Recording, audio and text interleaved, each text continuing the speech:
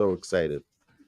All right, welcome back, everybody. Welcome back to the Ask Away number 22, the highlight. It's become the highlight of our week. Thank you. We have a full room here. We're so excited to learn together here at the Torch Center. I do have from one of our listeners, our dedicated listeners, Benjamin, I have 18 questions. I'm really excited about this. So we're going to go through them as well. Some of them are similar questions, or they can be answered together. So we are going to hopefully address those as well. But someone is so impatient. No, you're very patient, but so excited to ask us questions. So Bruce, go ahead, please. 1 second. 2 quick questions. Go. All right. Can you hear me? I hear you loud and clear. Great. I don't understand why the spleen doesn't have to be cut open like the liver, since the purpose of the spleen is to store blood. It's a very good question. I don't know the answer. Okay, let's just give a background. To those of you who are just tuning in right now, we previously discussed the laws of salting, which is siman number 36 in the abridged Shulchan Aruch, the Kitzur Shulchan Aruch, and the halacha talks about different parts of the animal's body need to be salted or soaked or rinsed in different ways. And the spleen did not have that requirement like other blood-filled organs to be cut beforehand. I don't know the answer, probably because it gets extracted quicker, or the way it's constructed by Hashem is that it is easier for it to. It's not like the liver or the heart, which are, I guess, it pulls in there. I don't know exactly how the spleen works to give you an educated answer, but I think that the Torah's concern and the halacha's concern is that we don't consume blood. So the halacha wouldn't give us guidance that is wrong or flawed, right? So clearly the spleen is different than the rest of the organs and doesn't require that. Okay. Next question. My second question is, you keep talking about roasting. Only the liver. Only the liver. Only the liver needs to be roasted. Okay, so you can boil the other part. Yeah, but only after that's salted, salting after it was rinsing, soaked and salted and rinsed. Okay, correct. Very good. Those were my questions. Okay, thank you, Rabbi. Thank you so much. All right, go for it. You got a question there. I know. I see it. I see it in your eyes. I see it in your eyes. You're not going to like me for this. I'm going to love you for it. You're not going to like me. You're not going to excommunicate me? Never. Okay. You're assuming we already like you. Go for it. Should I go now? Yeah. Before I ask my question, let me ask you a quick question. Regarding the history of the Jews, what would you say the golden age of the Jews were before I tell you my question?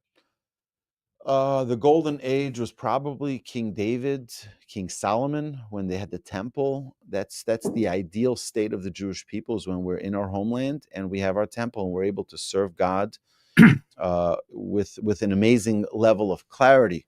That was probably the ideal state of the Jewish people.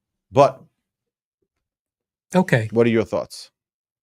Before I ask my question, would you agree that in the 1700s in Eastern Europe, during the pogroms, during the killings, during the Pale, that was not necessarily the golden age? Would Correct. you agree? Yeah, I would agree that when we had You would pogroms, agree to that, right? Yeah.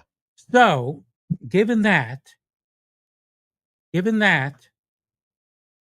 why do some of these ultra-Orthodox Schlemiels dress with the white socks, with the shlomi, with the long dress? Talking about the Strimel, yeah? Yeah. The long thing. They look like jerks. Okay. Why do they dress like a dark period of our history?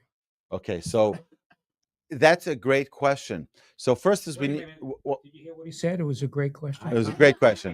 Did you hear that, Ed? I heard that. Yeah, that's a great question. Okay, so let me address that. Okay, so first is like this. I want to address something different, and I'll get to the clothing question. Something that's been nagging at me a little bit recently is this right-wing antisemitism that has reared its head lately, whether it be Candace Owens, whether it be Tucker Carlson, whether it be others who have started to have really, really, really strong anti-Semitic sentiment coming from their programs, from their podcasts, and their speeches. And to me, it's like, what's going on over here? What's happening here? These are the people who have always been pro-Israel. Suddenly, they're turning against Israel.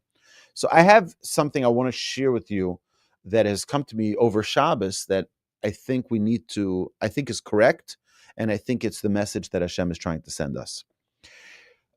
I can't even begin to tell you how many people have told me over the past 8 to 10 months since our president has been elected last November that, wow, the golden age of America is here. This is going to be the best time for the Jews ever. The problem is whether or not that's true, the fact that people feel that way and people don't realize that not having our temple rebuilt in Jerusalem, not having the Jews in our homeland is a problem. We're in exile right now. As comfortable as we feel, we're in exile. We can forget that very easily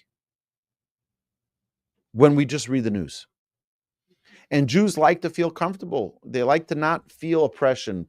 Jews like to not feel that the nations of the world hate us.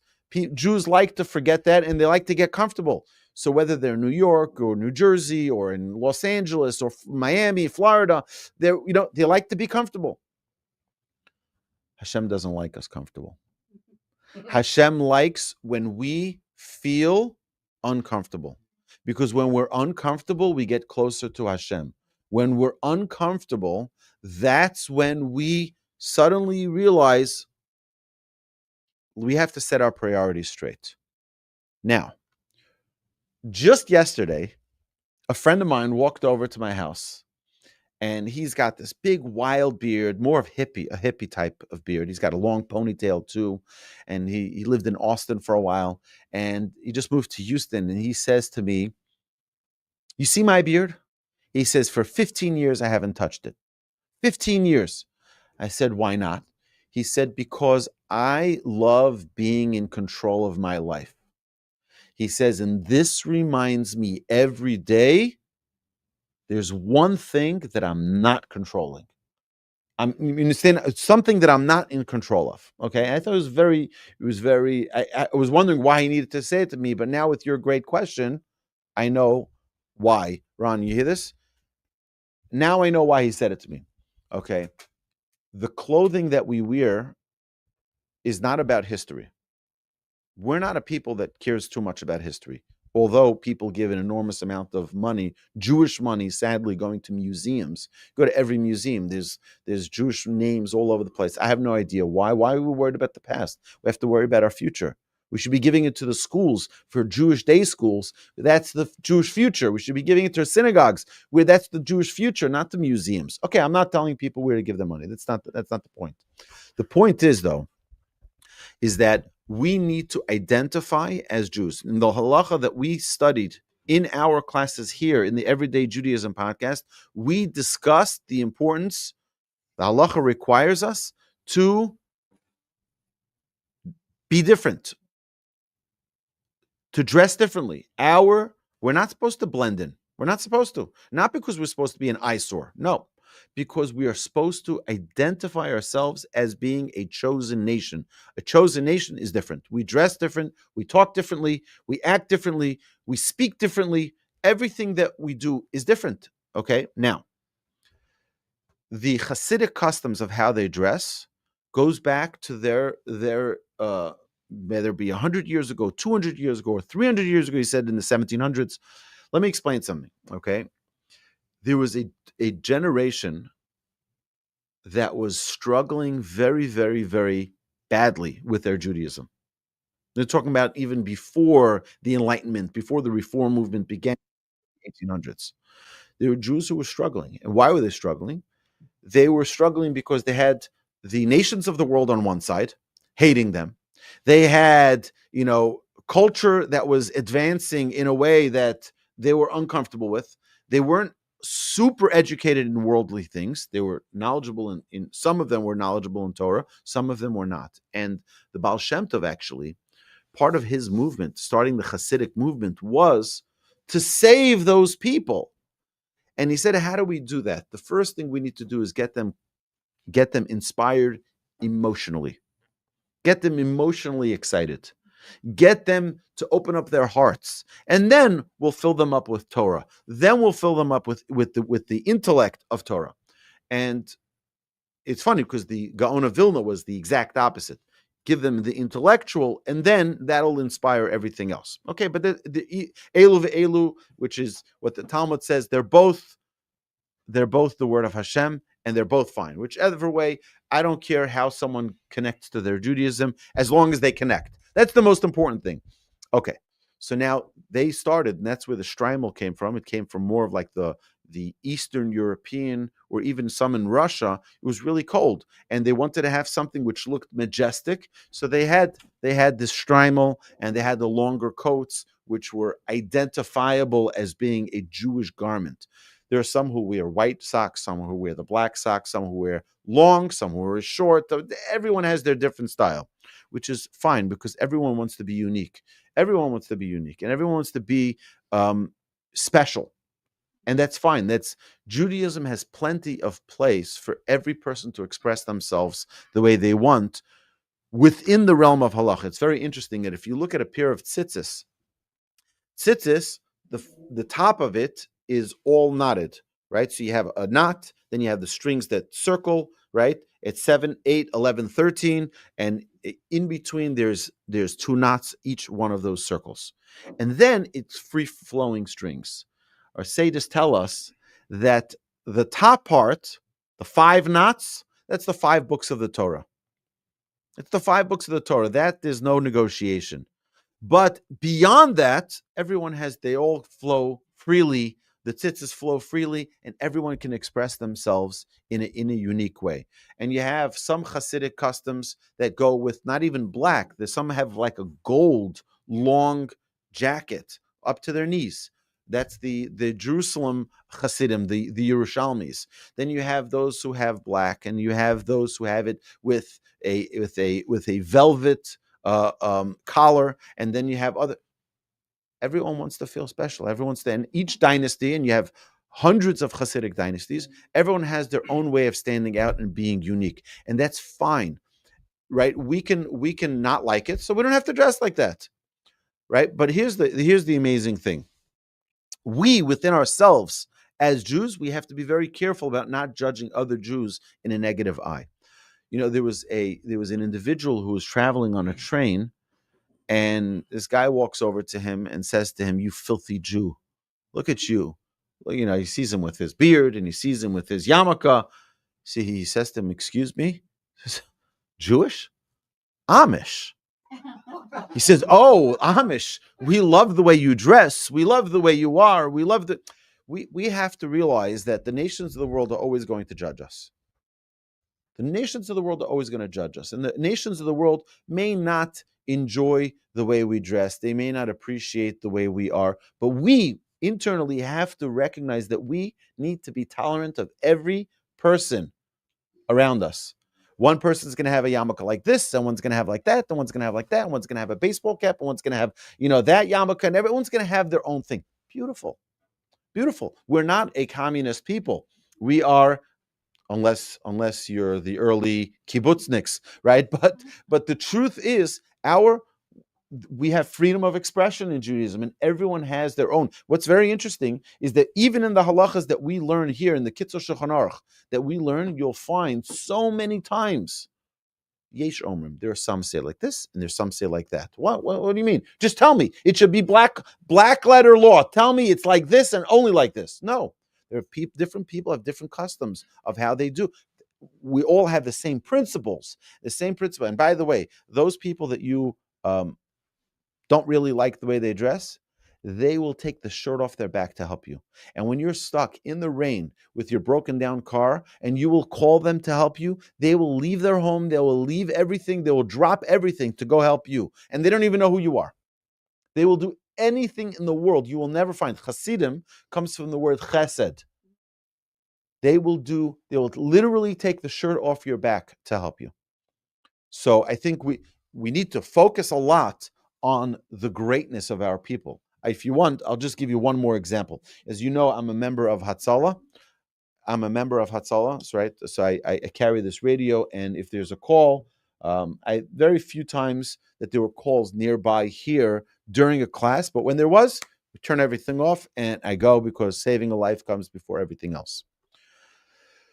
Do you know that there are people, I'm not talking about myself, but there are people who will jump out of bed at 3 a.m. They had a long day. They have a wife and kids. They have a job that they need to be at 6 a.m. or 7 a.m. And they'll jump out of bed because someone is in need of medical attention. Right? They'll do everything. They'll stop everything. Those are the same. And you know what? It's all volunteer. They don't charge a dime, not to you, not to your insurance. They don't ask any questions. I've had so many people, I've come to their homes. They're like, how much do I need to pay for this? I'm like, it's zero. Well, what do you mean it's zero? I said, yeah, that's what we are. We take care of each other. We take care of our brothers and sisters. That's what it's about. So I appreciate the question. I do appreciate the question because I think it's important for us to recognize the greatness of our people, that we're all unique and different. We don't have to look the same. We don't have to be members of the same synagogue. We don't have to be members of the same affiliation. But every single Jew has the ability and should have the ability to be unique and express their closeness to Hashem in their unique way. Did I answer your question? I respect what you're saying, Mm-hmm. but there's a Jewish tradition that I could disagree. Good. Please do. I'm happy that you do. Right. Okay. Excellent. Thank you, Ron. Anybody else? Any other questions before I get to Benjamin's questions? 1 second. Let's pass the microphone there. Did you get torch branded Strimals? We should get torch branded Strimals. That's awesome. Yeah. Okay, go for it. Anna. Okay. So we're talking about salting stuff, but we're not talking about being salty. No, right? No. Okay, yeah, okay. No. But Baruch atah Adonai Eloheinu melech haolam shehakol niyeh b'dvarav. Amen. So you mentioned some parts that really don't sound very yummy. You're talking about salting the rectum. Really? Right. Does Right. somebody eat this? I don't know. I honestly don't know. But you never know what someone might want to eat. And when people were very, very poor, they couldn't pick their. I don't know. I don't know. But the halacha still addresses that whether or not it is appetizing. There are. I have no idea. I don't. Real okay. So here you go. But either way, I don't know. But the halacha still needs to provide us with guidance for every part of Like the animal. just in case. Just yes. Okay. So regardless of its appetite so level. the other thing is, right? Can a brine be a substitute for salting? I think it actually needs to be salt. Salt. It extracts the blood. Brine gives flavor. It puts in flavor. This has to extract the blood. So I don't believe that brine can serve. I think it specifically needs to be salt, and it needs to be a little bit of a more coarse salt when it is salted. Yeah. Okay, I have an awkward question.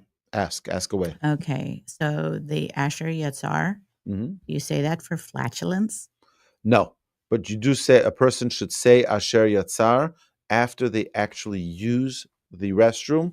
And even if someone has they need to go a little bit, doesn't make a difference. Any amount that we exercise the ability to function as a human being is the greatest gift in the world. And reciting that blessing is really a special thing. And if you read the words carefully, it's so powerful. Thanking Hashem for every part of our body that functions properly. It's a special gift. You have any other awkward questions? No, just that one. But I do have another question. Sure, go for it, Anna. So we've talked about this before, but giving body parts, do I understand correctly? We're okay to give our body parts for donation while we're alive, but once we're passed, it's no longer ours. Correct. Is that correct? That is correct. Yes. So I'm happy you brought that up because I didn't want to bring it up.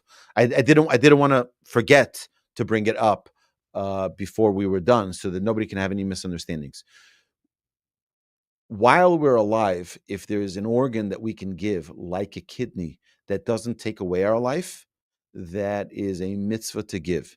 Regarding postmortem, after a person passes away and they want to donate their organs, it's very complicated in halacha whether or not a person can do that. After someone, definitely not to give an organ that will end one's life. And in most of these situations, even though they're considered to be, even by law, I believe they keep the organ alive, as harvested as long as they can, and then once they clamp, right? They clamp the blood supply. It is that they are. You're done. You're done. Actually, the question that came up before about the anesthesiologist. Why was there an anesthesiologist there? So one of the things the anesthesiologist told me, he showed me a medication, and he said to me, "You see this medication?"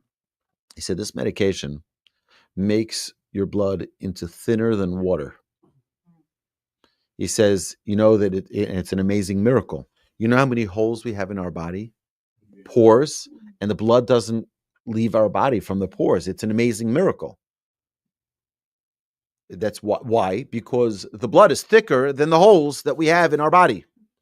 And that's why it doesn't just ooze out.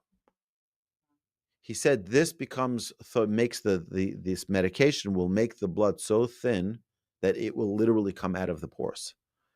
He says that's why they'll only use it on a donor in such a situation. So and don't be shy. Don't be shy. We're a friendly crowd. Go for it. Okay, I'll turn off the sound. Just ask. It's a silly question. No such thing as silly. The Mevushal wine. Okay. So, what is the difference between a Mevushal wine or a regular kosher wine? And it is like a certain time, like we need to drink just Mevushal, or it doesn't matter?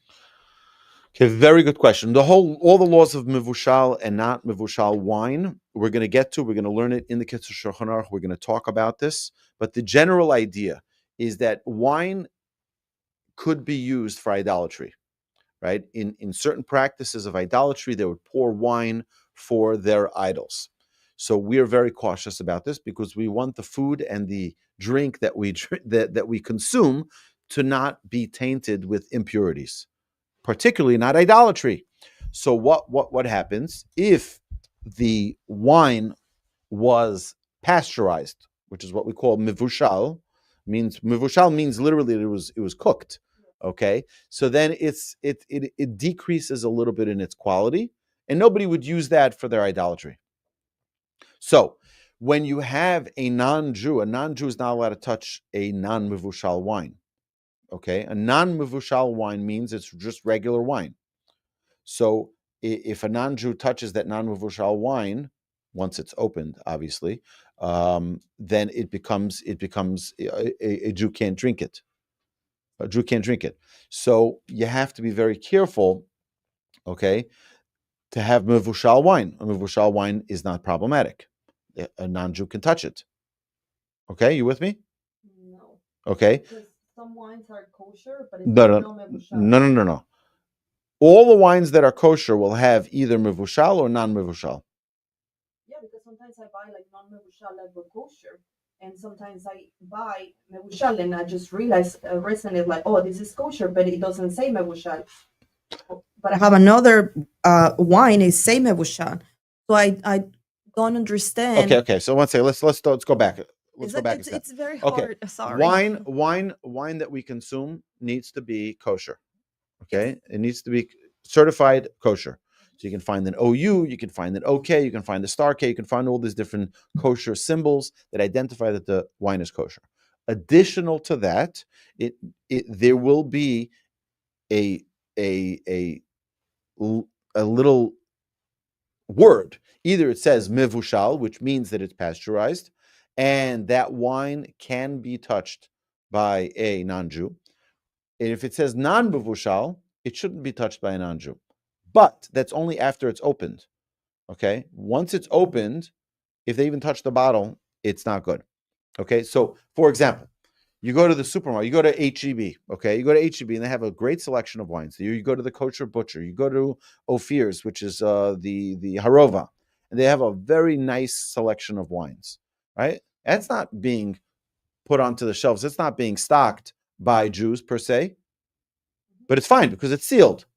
Okay, so we don't, right? So even non-mevushal wine, we're not assuming that it was tampered with or played with because it's sealed, and that's why you have that seal on top of it, which locks it closed. And then when you open it, okay.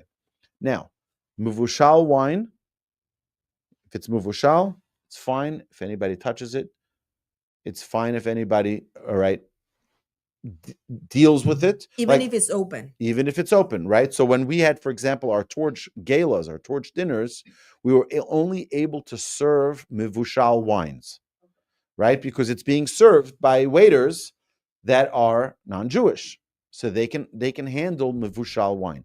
Non-mevushal they cannot touch. Okay.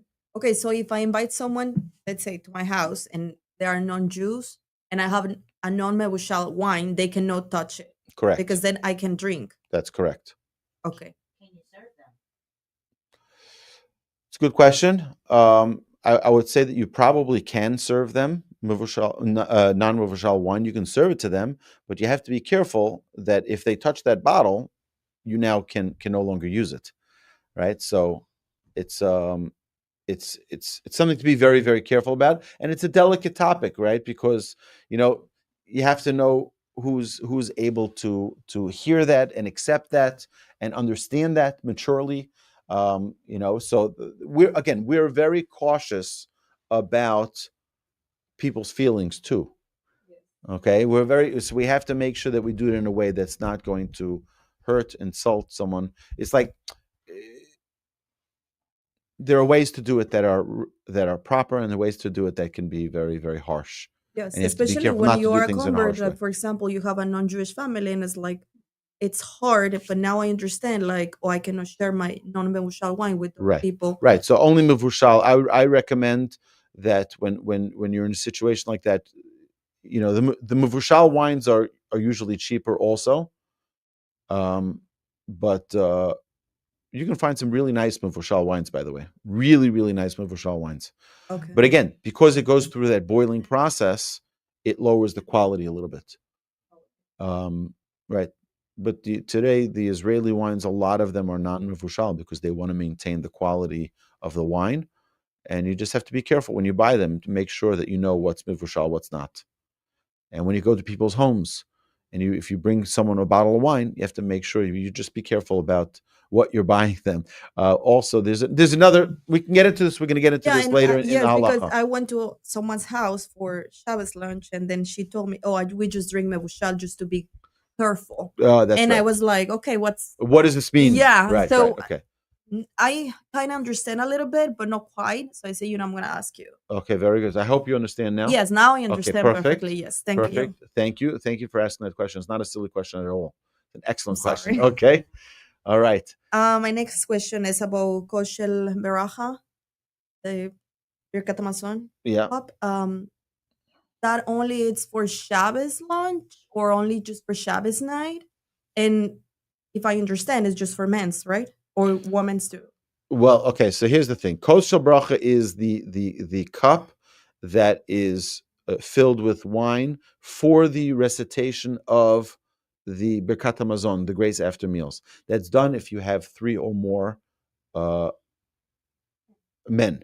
Right now, women can make their own zimun together. So if you have 3 women sitting and having lunch, they can make their own rabotai nevarech, like the men do. But and they can presumably also use a wine. There's no reason they can't do it on a glass of wine as well, on the kos shel bracha, on that cup of wine. Just to give you an understanding here, what we're talking about, there is not everyone does this, by the way. Not everyone does it. It goes by custom usually. There's some people have the custom of reciting the grace after meals with a full cup of wine. That means the person leading the grace after meals has a cup of wine which they hold till they finish the 4th blessing. Not everyone has that custom. I know that in my family, it's not our custom that we do that. But if you do, it's for all the meals. It's not only for one meal. It's for all the meals, Friday night, Shabbos day, and Suda Shlishit for the 3rd meal. Now, there are some, because you're not supposed to drink. So for the last Seudah too? Yes. Oh, okay. Yes.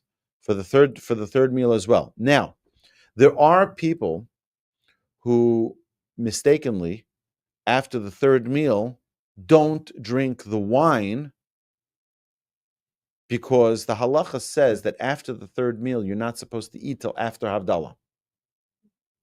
Okay? So by drinking the wine, that would be, and some people save the wine, they'll save that full glass of wine for the Havdalah. They'll just add a little bit of wine, it'll overflow, and then they have their Havdalah. So let me explain.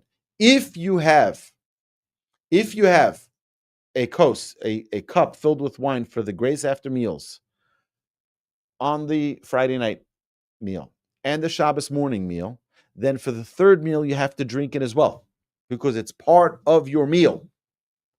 If you don't for the others, for example, in synagogue, sometimes in synagogue, most synagogues don't have a meal Friday night. They don't have a meal Shabbos day. They do have a meal for the 3rd meal of Shabbos.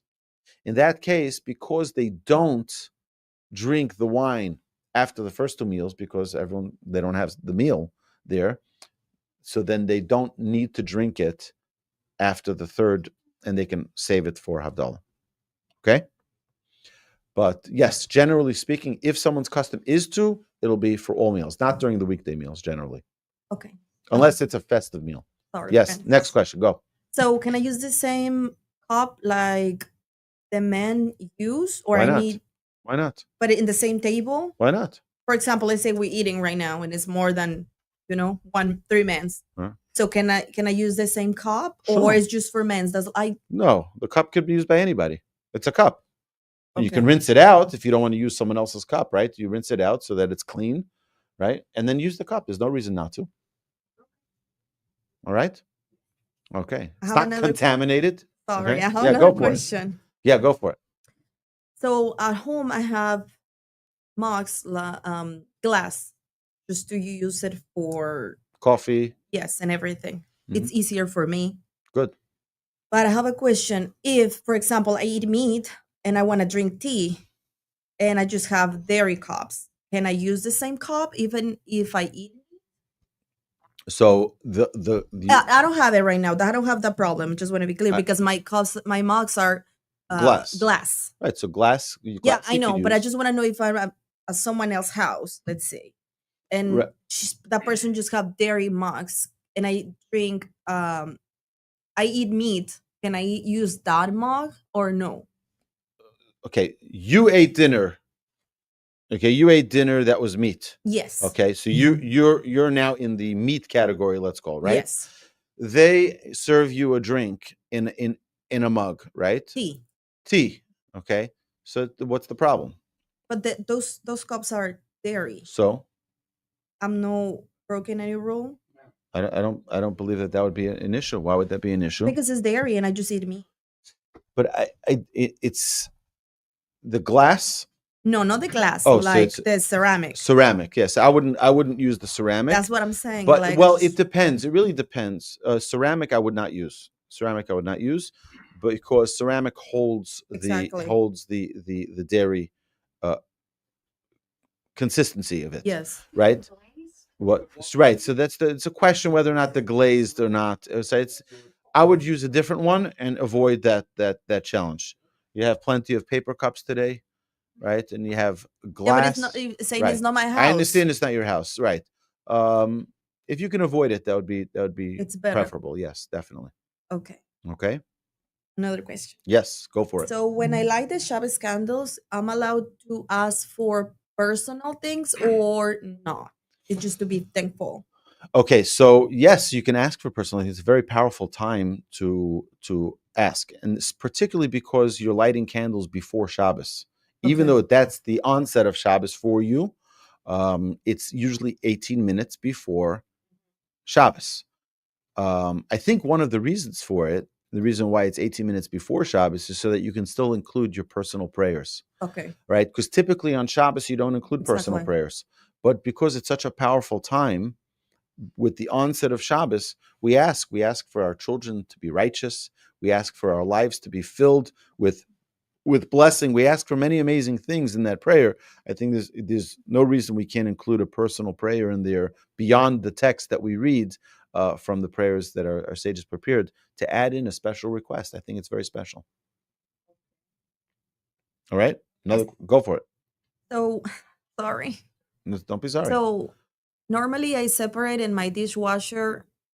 I put all meat together and then I wait and I put all the dairy together. But can in I the do same it? dishwasher? Yes. Okay. So I'm breaking any rule over there? It could be problematic. The dishwasher. I don't put it together. I understand.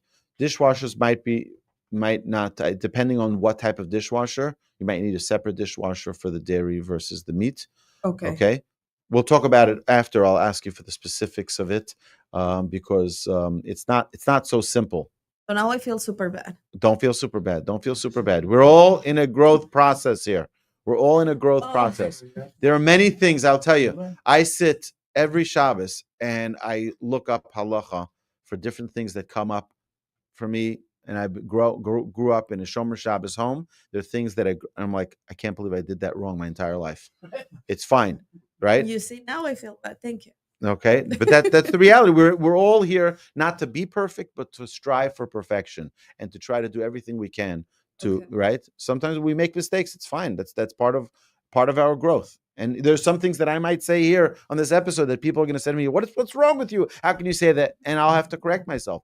I don't know everything. I try to know everything. I try to learn as much as possible and to grow constantly.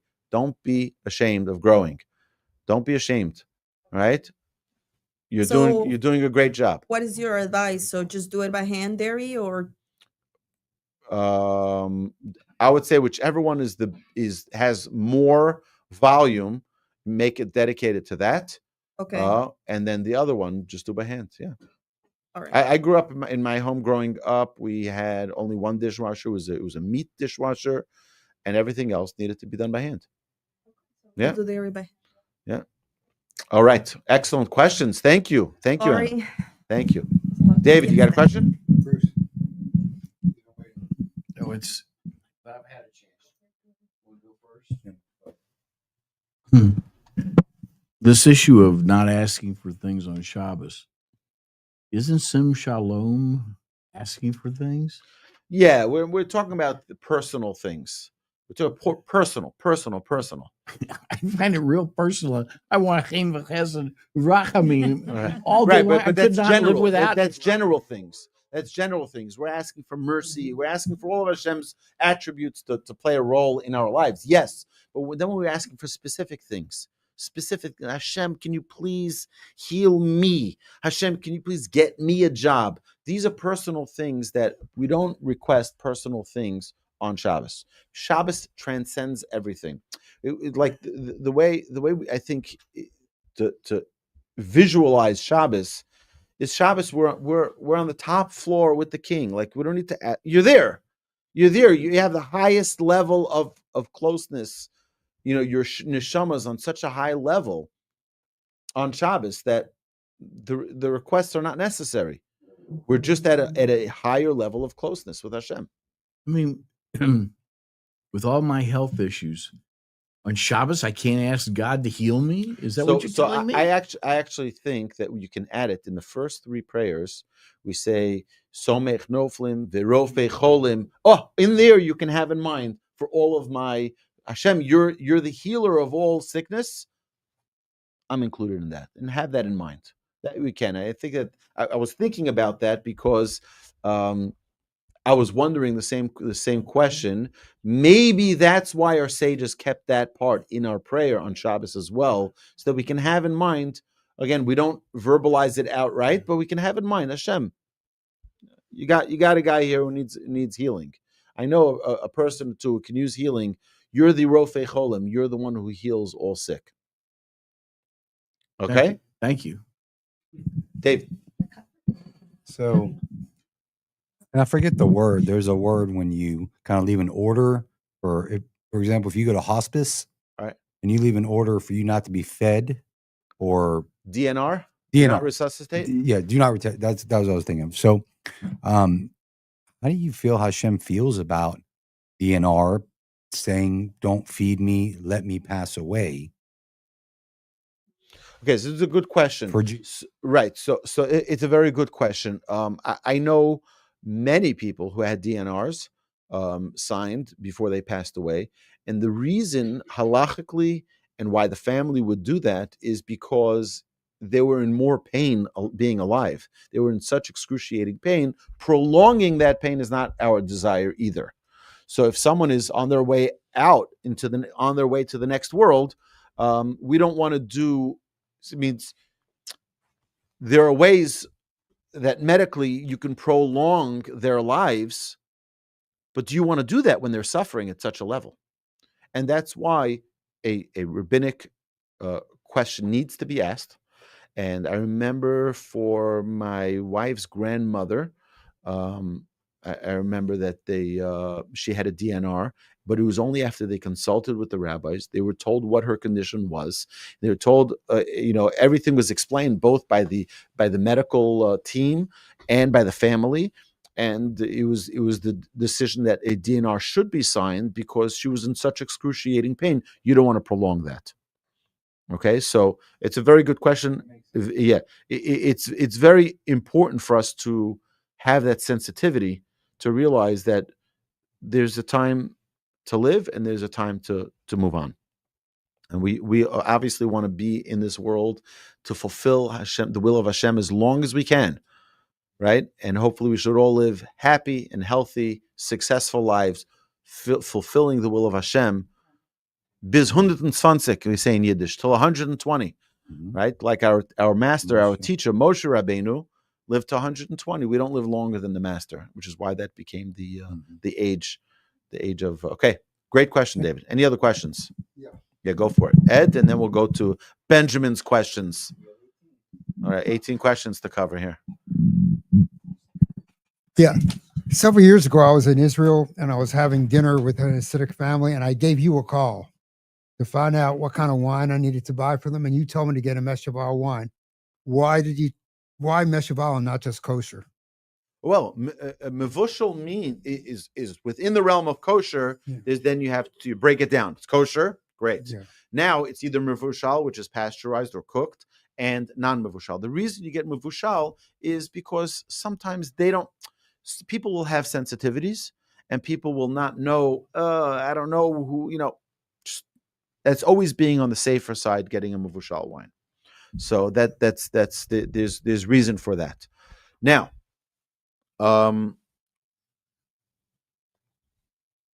there's still a lot more to talk about. We're going to get to those halachas. We're going to get to those halachas in our study, in our further in our study. We're going to talk about the wine issues more. But that's always safer to do that. Okay. One more question. Sure. I kind of remember there's a part of the hind quarter that you're not supposed to eat. Correct. The hanasheh. Right. Since you're not supposed to eat it, I assume that does not have to be salted. Correct. Well, it needs to be removed completely. But I don't really know. It's a good question. I'll have to inquire. I have a friend of mine in Dallas who is a shochet, and I can ask him. I'll call him and I'll ask him what needs to be done and how it needs to be done, how it needs to be dealt with. Yes. What is it called? The sciatic nerve, right? The back over there, the T-bone needs to be. It cannot be eaten by us. The Torah prohibits us from eating that. Yeah. So okay, what's that? All right. So now, my dear friends, I wanna thank our online listeners for joining us. And one of our participants sent me 18, not 800, 18 questions. 18, yeah. So we're gonna go through them. I want to thank Benjamin. Thank you, Benjamin from New York, who shared the following questions. So tefillin must be kosher? Yes. Tefillin must be kosher. What does that mean? What is tefillin? Tefillin are the phylacteries which a Jewish man should wear every single day, every single weekday, not Shabbos, not Yom Tov, not holiday. A man should wear tefillin. Anybody here who does not have a pair of tefillin, please see me. And if you're interested in having a pair of tefillin, I will happily help you with that, and we can learn together how to put tefillin on. Tefillin need to be kosher. What does it mean to be kosher? It means that it's made by a God-fearing person, a God-fearing Jew who knows the laws of tefillin. Tefillin need to be made from the hide of a kosher animal, both the outside and the inside. The inside is the parchment on which 4 different portions of the Torah are written on it. Shema, V'hayim Shemoah, Kadesh Li Kol B'chor, and the fourth one is V'haya Ki V'yacha. These are 4 portions that need to be written in every pair of tefillin. Now, the head tefillin, you may notice, has 4 compartments. That's because each of those portions are written on a different parchment. On the hand tefillin, it's written on one parchment. It's very, very small, and you have to be very careful about it. I'm neurotic about my tefillin. I really am I'm horrified of the idea of, God forbid, one day wearing a pair of tefillin that are not kosher. Heaven forbid. Like I told my wife, if God forbid, if I'm ever incapacitated, I'm in the hospital, I said, I don't care what the story is, make sure they put on tefillin on me every single day. I'm like horrified of the idea of not wearing tefillin.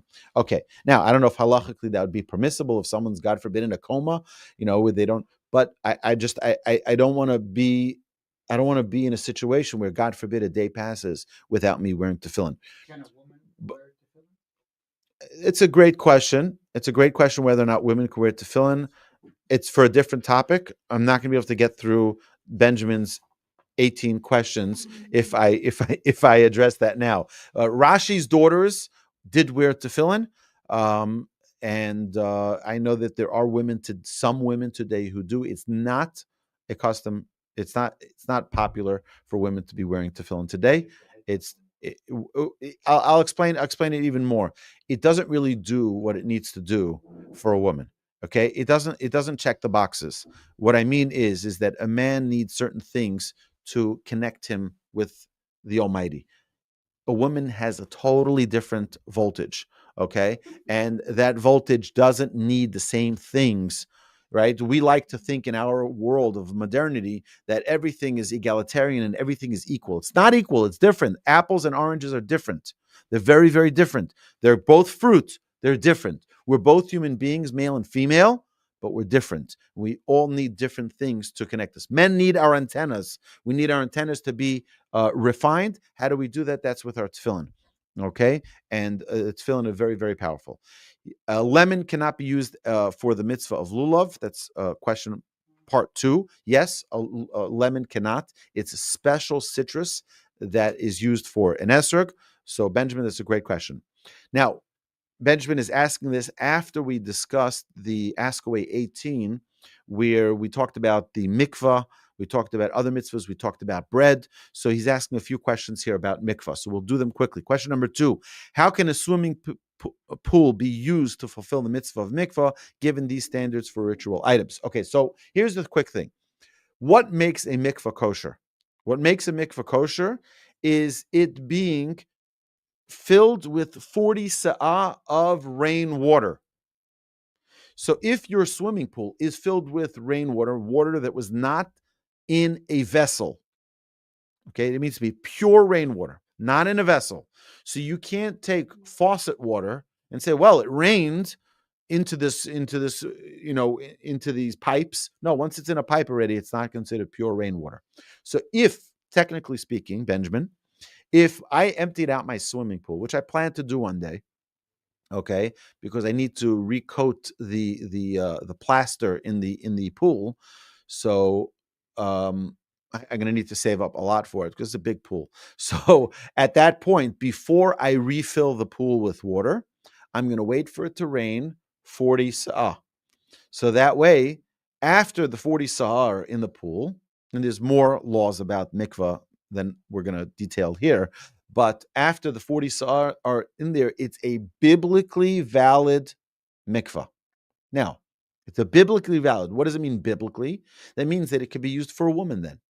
A woman who has a biblical obligation to a mikvah can use that pool. Okay. Now, would I recommend it? Not necessarily. You can go to a proper mikvah, right? There's designated places like in multiple synagogues here in Houston that have a special mikvah area for women to use. Now, what's about men? And why are men? And this is one of the questions that he says later on about. Okay, so well, you know what? We'll go in order, and I'm not going to skip around, so that way I don't miss any of the questions. Okay, question number 3, 4. So a swimming pool can be used for a mikvah as long as the first 40 sa'ah of water was rainwater, pure rainwater falling from the heavens. Not that it went through a vessel, not that you collected pails of rainwater and poured it in, because once it's in a vessel, it becomes invalid for the use in the mikvah for the first 40 sa'ah. After that, you can add more water to the 40 sa'ah, and it's fine. You had a quick question? Cistern. Can it come from a cistern? Is that a closed vessel, or is that just a cistern is just like a Salomian pool? So it really I don't know. I don't know what it would look like and what it would if it's just a way for it to collect the water and to then go into the mikvah. That's probably what they use today, which is, again, it cannot be a complete vessel. I'm not exactly sure that I'm explaining this right. Correct. Okay. Well, so I'm not sure that would be okay. I'm not sure that would be fine. All right. But either way, so if a swimming pool is permissible, could a bathtub or shower suffice? Again, for a woman, no. For a man, there's something called the tisha kavim. Tisha kavim is 9 kavim of water that if a person goes into a shower, this is, by the way, what's used for a tahara, for a deceased. After someone's deceased, we put them, we cleanse the body, and it needs to be with a quantity of water of tisha kavim, 9 kavim of water that, with one steady flow. So in a shower, technically speaking, you fulfill that, and a man can fulfill his mikvah. Now, we're going to get into this because he's going to ask this question soon of why do men have a rabbinic, meaning the rabbinic law of men going to the mikvah before holidays, for example, before Rosh Hashanah, Yom Kippur. There's a rabbinic law that men should go to the mikvah. It's not a biblical obligation, and it doesn't have to be the same type of mikvah that a woman would use, which is a biblical obligation. Okay, women have, the Torah requires a woman to go to the mikvah. The Torah does not require a man to ever go to the mikvah, unless he's a Kohen before the service in the temple, and someone who got defiled because of certain things, like a tamei mace, someone who came into physical contact with a corpse, right? So there are specific scenarios where a man is obligated to go to a kosher mikvah, but ordinarily, a man does not have a biblical obligation to go into a mikvah. Okay? 1 second. Why not ignore the minimum water volume requirement too if you can go into a bathtub?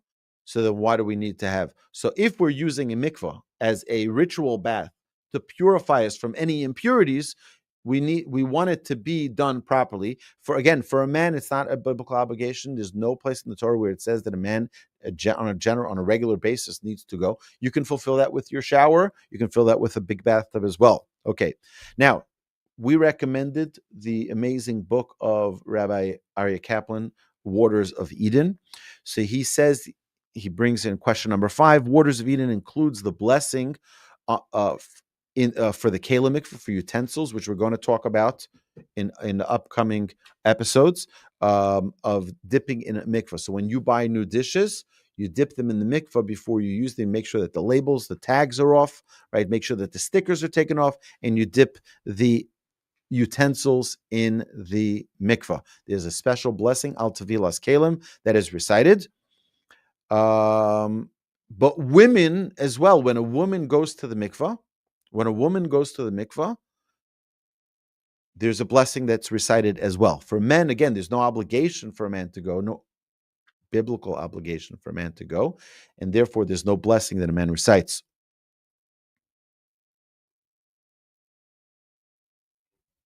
Okay, so there's no obligation for a man to go to the mikveh, therefore there's no blessing. There is an obligation for a woman, there is an obligation for utensils, and therefore there is a special blessing for that. What is the blessing? We can pull it up here in the siddur. In the siddur we'll have the al tevilas kelim, I know for sure. For the woman, it's al hatvila, I believe it is. Baruch atah Hashem, Elokeinu melech haolam asher kiddushanu mitzvanu al hatvila, that they're going into the mikveh. Is a shehachiyanu appropriate? I don't think so. I don't think shehachiyanu is appropriate mitzvah blessing to be recited upon going to the mikvah. If one is really, really, really excited about the mitzvah of going to the mikvah, perhaps they do. I don't know regarding. I wanted to look this up before class today regarding conversion. If someone is going to the mikvah, if there is a special blessing, I don't recall. I was at one conversion that they at the dipping into the mikvah, and I don't recall whether or not they recited the blessing. That's the only time a man would be obligated for conversion. Then a mikvah is required. I don't recall that a blessing was recited, but I may be wrong, so I'm sorry. If no bracha is said, is this similar to counting the Omer without a bracha if a day is missed? It's a very good question. I don't think it's recited shehachiyanu. This is regarding going to the mikvah. It's a great question, Benjamin. Can it still be considered a mitzvah? Yes. So anything that we do, what is a mitzvah? What is a mitzvah? We loosely translate it as commandment, but a mitzvah, no, it's even more than a good deed. A mitzvah is something that brings us closer to Hashem. Hashem prescribes in His Torah 248 performative mitzvahs that bring us closer to Hashem. There are many, many, many breakdowns of those 248 commandments. They go into many, many details, but the 365 prohibitions that we have in the Torah as well are tools to get us closer to Hashem and not build barriers between us and the Almighty. So is it considered a mitzvah? Yes, if you're doing this to become closer to Hashem, definitely it's a mitzvah, but I don't believe that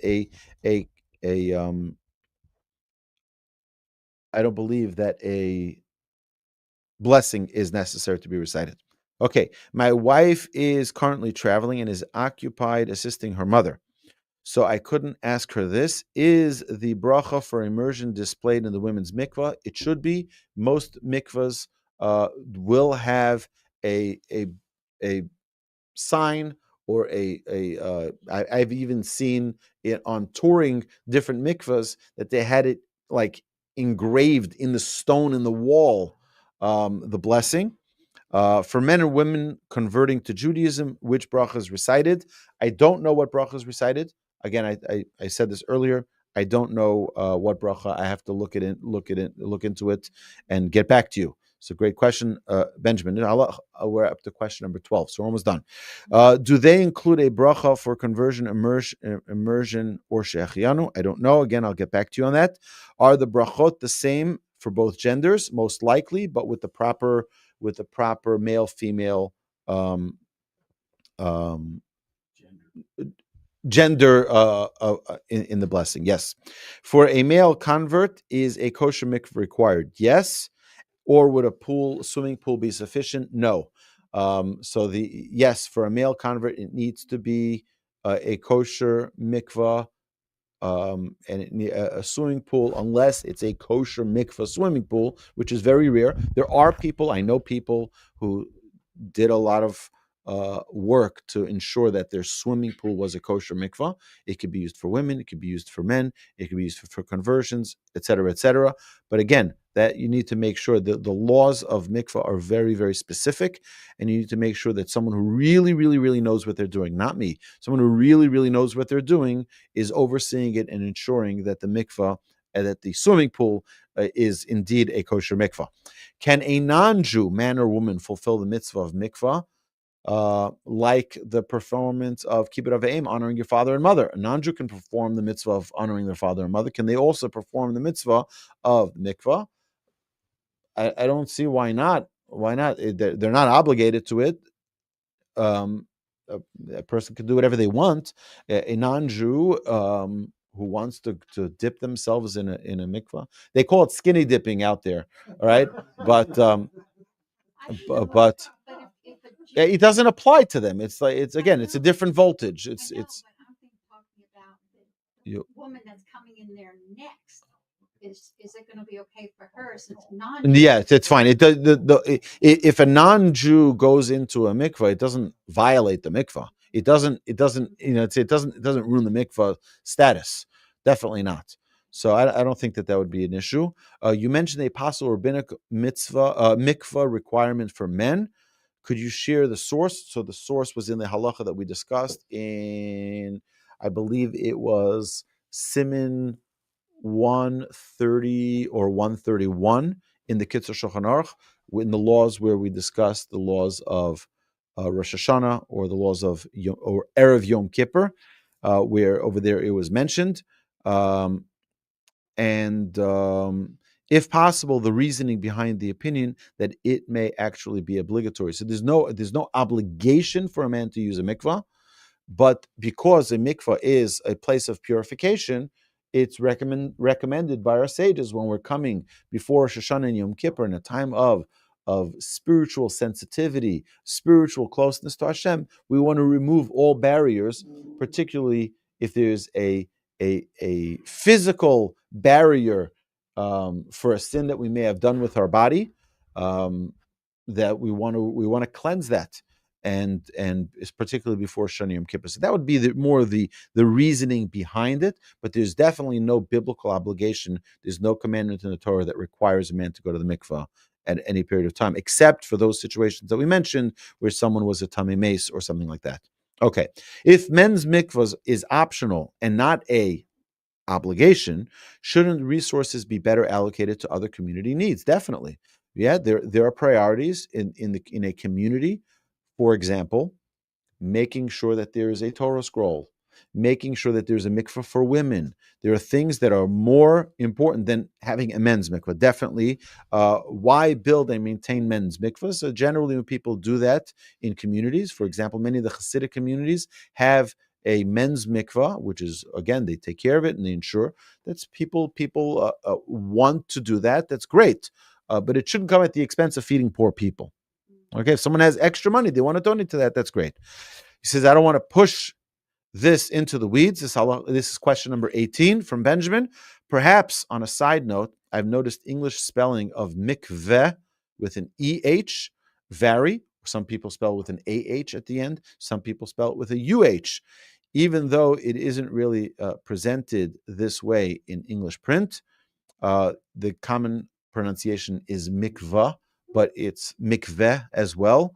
So that's a great question, Benjamin. I would love, if possible, I'll even turn on the microphone for everyone. If everyone could just give a round of applause for Benjamin for his wonderful question. There you go. Okay. All right. So thank you, Benjamin. I hope I addressed all of your questions. Anybody else? One final question. We'll take one more final question. How many gallons are 40 shayah? How many gallons are 40? That's a great question. Let me look that up. Give me a quick second here.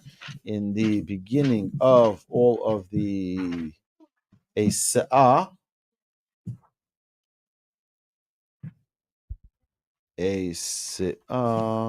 don't have it right here. I don't know. I will. You can ask your AI. I know you like to ask your AI. But my dear friends, this concludes episode number 22 of the Ask Away series. My dear friends, this was such an honor, such a privilege. Gary, we didn't hear a question from you. Yeah, oh, there we go. Pass it to, here we go. Gary, our statesman is here. Here you go, right here, right on the other side. There you go, Gary. Gary, go for it. I'm sorry to prolong our wonderful learning session. We love this. 613 commandments. 365 don't. 248 do. Correct. Is there significance with 248 and 613? 613. 365, you mean? 365. Yeah. Where did I go wrong? No? You said 361. 365 do. 248 1 minus. Okay, 248. The sequence 248 is interesting. 2 times 4 is 8. And then 613, right? Yeah. Total. Is 10. And then that translates to 1. So I'm thinking, wait a minute, 1. Am I kind of going off into the weeds that. a little bit? I like that. You never know. You might be a reincarnation of some Hasidic master from a previous life, because they would there's I'm sure there's some secret about that, and I like it. I like the way you're thinking. My dear friends, have a magnificent day. I want to welcome Alina into our class. Thank you so much for joining us. It's so wonderful. Do you have any questions, Alina? You want to any questions? You sure? All right. We hope you come join us again in the future. 1 second. There's a question here from the online. Let me see. Load it up. Okay, here we go. I believe it is impossible for us to keep Shabbos not being Jewish. We have slowly been trying to keep more and more mitzvot in an attempt to become closer to God and hope to convert one day. Are we going about this wrong? No, you're going about it actually correctly. You can keep the Shabbat except for doing one violation on Shabbat. So you can go. And actually, my wife has a very good story of one of their participants at their house that would come. She was in the conversion process, and it was towards the end of Shabbat, and she forgot to violate the Shabbat because it says that a non-Jew is not allowed to observe the Shabbat. So she, in middle of the third meal, she jumped out of her seat. She gave a big shriek and she ran to the bathroom, turned the light on and off, and then she came back. So that, yes, so you can observe everything except for that as a non-Jew. And I urge you to continue your process of growth and connection with Hashem. Okay, now continue. Should we convert and then progress? No. Do your process of growth. I would recommend, though, that you consider coming to be part of a community, because you cannot do this on an island. You really need part of the fabric of a Jewish life is being part of a community. And suburban Jewry did not do good for the Jewish people. That assimilated us, and we've gotten lost by that. Okay, friends of ours who are part of the Houston's community converted years ago and tried to keep Shabbos, wore tzitzis, hung mezuzahs, all prior to converting. I would recommend the same, but I would recommend before, if anybody's in the process of conversion or at least thinking about the process of conversion, I would recommend that you meet with the Bet Din in advance. You meet with the Jewish court that, my pleasure, Samuel. I would recommend that you meet with the Bet Din, which is the Jewish court for conversion, and you talk to them. You get into the process. You get accepted into the process. Have a sponsored rabbi who will oversee, that you can ask questions to, that you can constantly badger with questions, and that's fine. I'm telling you, I get texts frequently from people sending me, different kosher symbols. Is this good? Is this not good? That's fine. That's normal. I want to share with you just one quick story. There was a woman. We used to have a program called Kosher Month. Part of the Kosher Month program, we had something called Kosher Eaters Anonymous. And, there's Overeaters Anonymous. We did Kosher Eaters Anonymous, and it was a support group for people who were in the process of learning about kosher. Now, I had a woman lead that support group, and it was an excellent idea in retrospect. Why? Because she was new. She wasn't new, but she didn't grow up kosher, and she became kosher later in her life. So she was able to share a perspective that I, in my entire life, wouldn't have had. And one of the questions that someone asked was like, what am I supposed to do when I have questions? She said, what do you mean, what are you supposed to do? You call the rabbi. He's like, I can't bother the rabbi. The rabbi's busy. He says, no, that's what the rabbi's there for. And she said, I have all the rabbis in Houston on my speed dial. And I go one to the next, to the next. He doesn't pick up. He's busy. I call the next one. And I call the next one because it's important. You have to have a rabbi that you can ask questions to. As a rabbi, I'm telling you that this is a common thing that people ask questions all the time. And that's the right thing to do. We need to ask questions because we don't always know what to do. I ask questions myself. I don't know, even though I'm a rabbi, there are times I need to ask another rabbi, what do I do in this case? I don't remember the law regarding this. And that's part of the process of growth. We're always in a state of growth as Jewish people. My dear friends, yes, go for it. Go for it. Go for it. Pull the microphone. Carlos, you've been quiet. Carlos, we need a question from you too. You think you're off the hook?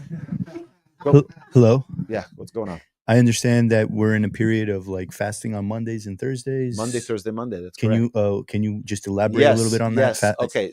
Dietary sort of. Okay, very wave. good. Okay, so there's something called Bahab, Bays, Hey, Bays, which is Monday, Thursday, Monday. After a holiday of the two holidays, the two main festivals of Pesach and Sukkot, because family get-togethers, you're sitting in the sukkah and you're schmoozing, you're eating good food. You could have sinned by mocking other people, talking negatively about other people. You could have spoken lashon hara, slander, and therefore our sages instituted it's a custom. It's a custom. Many people do it. Many people don't do it. The truth is the halacha brings, I just was learning about it this Shabbos, that it's very uncommon that people do this, and they fast on the Monday, Thursday, and Monday of the next month, which is going to be tomorrow, Thursday, and next Monday, that people will fast. There are people who fast. They'll say special prayers for atonement for the past holiday in case I said something wrong, in case I did something wrong. But in a general rule, we should always be in a state of atonement. We should always be in a state of asking forgiveness from the Almighty. And yes, the Bahab is very good. I'm impressed that you know about it. So it's again, you start at sunrise till stars out. Yes. I don't know the laws. I was actually going to look into it because I was interested in doing it because I already do intermittent fasting because of dieting. So I was thinking, man, what's the big deal? So I'll just cut out my coffee and my water if necessary. I believe that it's an actual fast if you accept upon yourself that fast. It's an actual fast, but I'm not sure the violation of the fast would be the same as others. I'll look into it and hopefully I'll get back to you about that as well. Okay? Yes? How do you reach the Houston Bet Din? It's a great question. How do you reach the Houston Bet Din? I will talk to you after class and I will share with you the contact information for that. Carlos, you have a question. There you go. Please pass the microphone to Carlos. 46 hours, 77.6 gallons. 77.6 gallons. Okay, that's the 40. Okay, 77.6 gallons. Okay, that's not bad. You can round it off to 80. That's not too much. Yeah, it's about 80 gallons. What, my beard? Why didn't I cut it off? Okay, that's a great question. So, as you know, this is my October 7th beard, and this was for the hostages. And why do I still have it? The hostages were released. So first is not all the bodies were released yet. Hopefully they'll be released. But now my wife really likes it.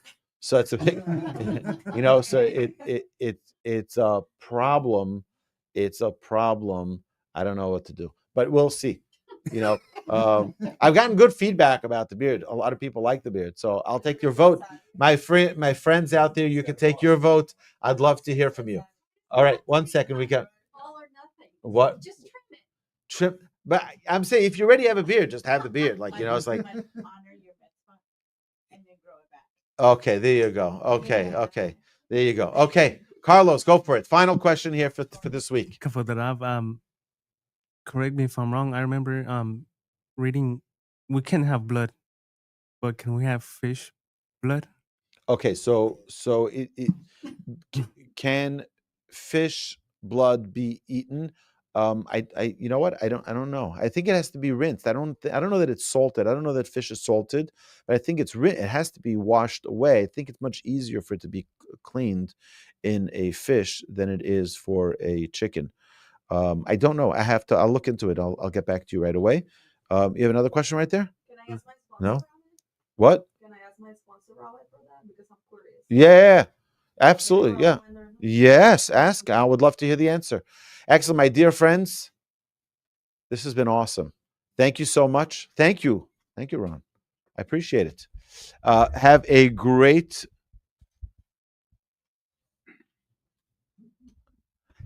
week, everybody. I'm just reading the comments here. Yes, tefillin is powerful. And again, it's just a reminder, anybody who does not have a pair of tefillin that wants a pair of tefillin, I will happily help you with one. My dear friends, have an amazing week. Thank you so much. This concludes episode 21 of the Ask Away series. Have a great, fabulous, terrific week. I have an